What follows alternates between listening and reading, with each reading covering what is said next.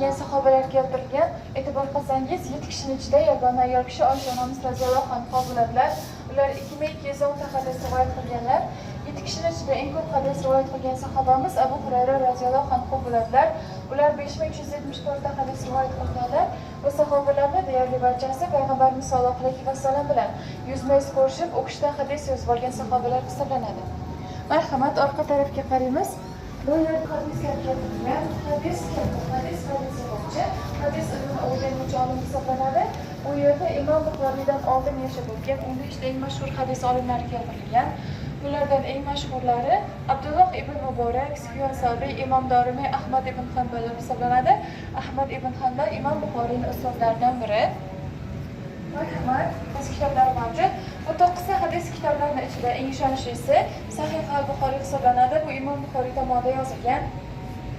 Qolgan hadis kitoblari esa Imom Muslim, Abu Dovud, Termiziy, Nasoiy, Ibn Mojah, Al-Darimiy, Muwatta Malik, Ahmad ibn Hanballar tomonidan yozilgan.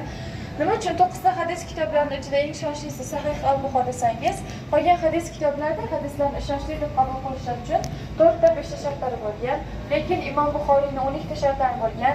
Hadislar o'sha 12 ta shartdan o'tsagina o'sha hadisni sahih, ya'ni ishonchli deb topganlar.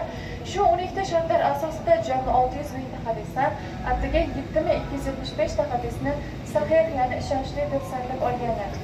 Demak, bu kitoblar o'sha kitoblarning nusxalari, asl nusxalari, qolgan hadis kitoblarining asl nusxasi Turkiya kutubxonalarida saqlanyapti. Sahih al-Buxoriyning 17-asrda yozilgan asl nusxasi Toshkentdagi Sharqshunoslik institutida saqlanyapti. Marhamat.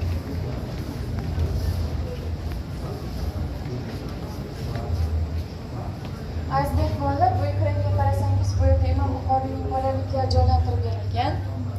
Bu Imom Buxoriy yonlaridagi onalari, ekranga qarab tursangiz, akalarini, ustozlarini ko'rsatadi.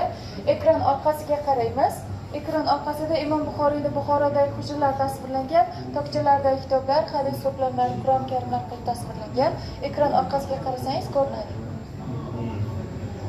Bu yerda esa manekenlar bilan ekran bilan bitta voqea ro'y beryapti. Manekenda ko'rmaganlar ekranga qarashi mumkin. Imom Buxoriy bu yerda 11 yosh bo'ladilar, ustozlari dohiliydan dars olayotgan bo'ladilar. Bir kun ustozlar dohiliy hadis aytayotgan paytda hadis roviysini adashtirib aytib yuboradi, ya'ni Abu Zubayrdan rivoyat qilinadi dedilar.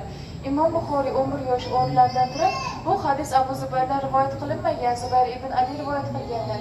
Kitobning asl nusxasini ko'ring dedilar. Ustozlari hujrasiga kirib kitobning asl nusxasini ko'rganida Imom Buxoriy haq bo'lib chiqadilar va ustoz ham inson, biz ham xato qilishimiz mumkin deb xatolarini tan oladilar va Imom Buxoriyning qo'ldagi qalamni olib kitobdagi xatoni to'g'rilab qo'yadilar.